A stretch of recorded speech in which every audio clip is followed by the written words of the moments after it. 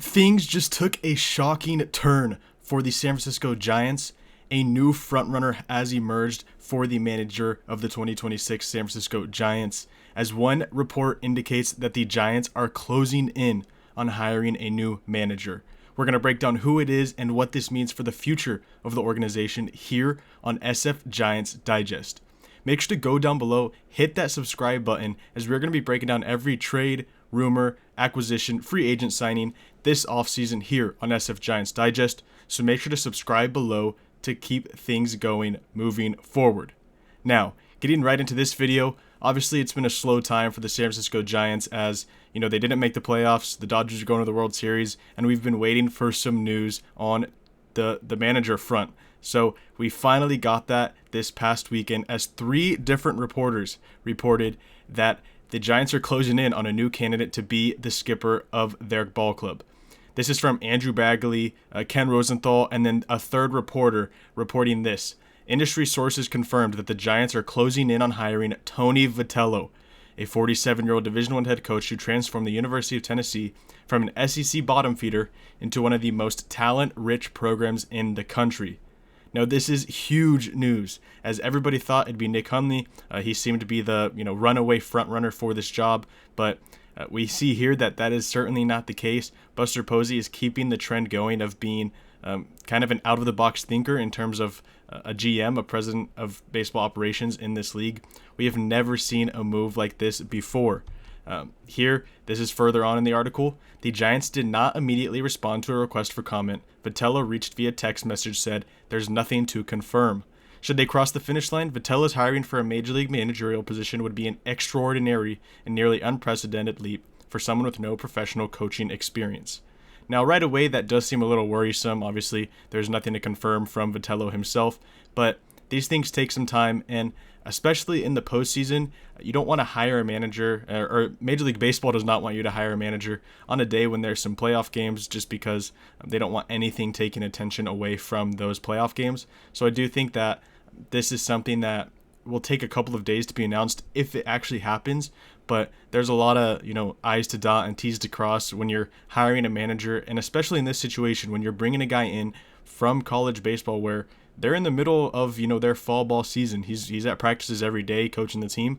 He's doing things. He's a busy guy. It's not just an off season for, say, a Bruce Bochy or a Bob Melvin or something like that. Now, earlier this offseason, I wrote for justbaseball.com. I pointed this out. I said the head coach of the Tennessee Vols has gone 341 and 131 in his time there, while going 125 and 85 in the gauntlet that is SEC baseball. He completely turned around the Tennessee program and has produced several big leaguers, one of them being the Giants' most recent shot of adrenaline, Drew Gilbert, and another being current Giants pitching prospect Blade Tidwell, who, both of those guys were acquired at the deadline from the New York Mets. Then I said, while the jump from coaching college baseball directly to a big league manager seat hasn't necessarily been done before, Vitello seems like the candidate most likely to find success doing it. And I think this is absolutely the case. Like I said in that piece, clearly Tony Vitello knows how to win.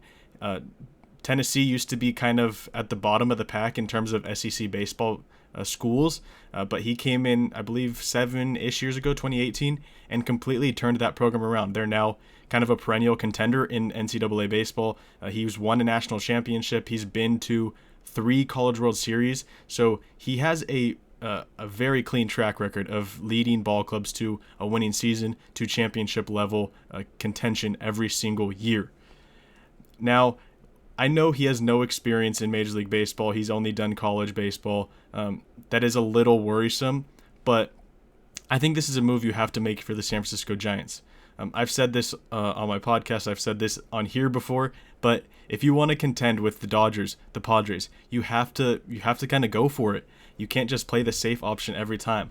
Farhan, Zaidi, the last regime, they really played it safe with every decision they made. Bob Melvin was the safest possible option. He was basically Bruce Bochy 2.0, kind of the old school skipper.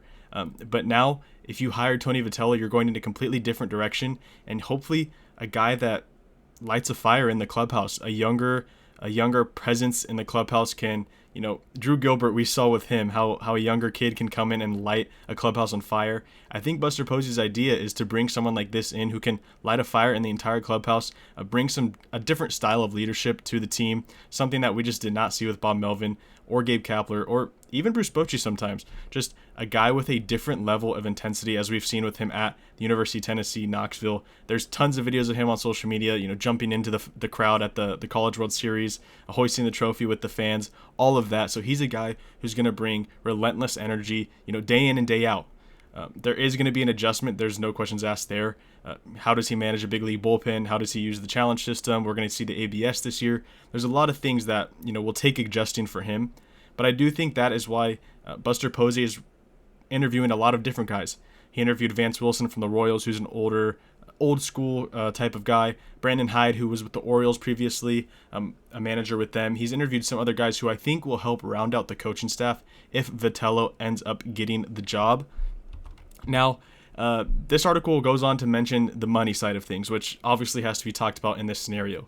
Vitello almost certainly would not be paid as an entry-level hire. He's the second highest paid coach in Division I with an annual salary of more than $3 million at the college level. It's crazy. He's leaving the comfort of his fiefdom for a job that offers anything but stability. Vitello was already making more than half the managers in Major League Baseball, given the cost of living in San Francisco and what he'd be leaving behind.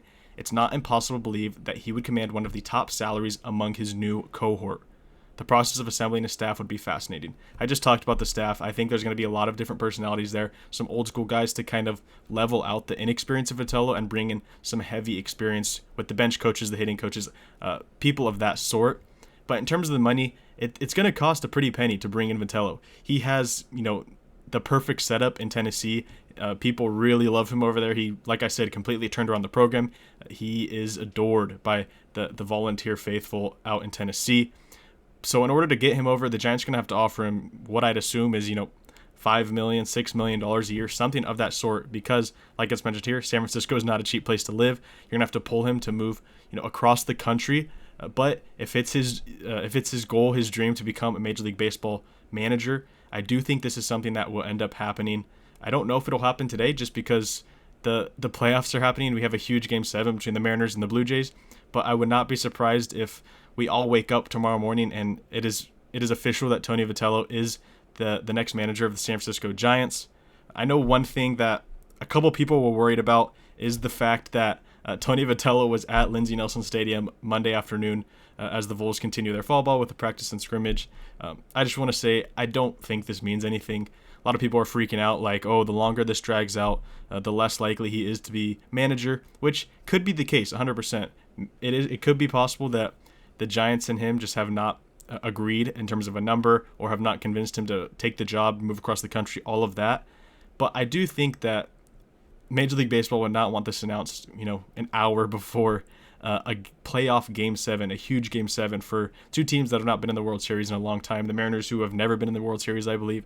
So I don't think it means anything that he was at the Volunteers' latest practice. Until it is official, until he has officially put pen to paper to sign that contract, he's the coach at the University of Tennessee. So he's going to show up every day of practice until he is officially named the manager of the San Francisco Giants. So I do not think it means anything too serious that he was at practice this afternoon in Tennessee, in Knoxville.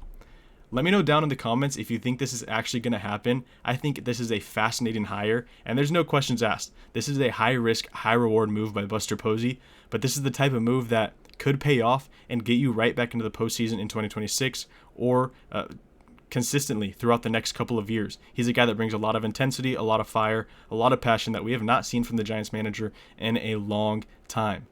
Bob Melvin was really, really quiet, I guess. He didn't light a fire in that clubhouse at all. Pretty timid overall.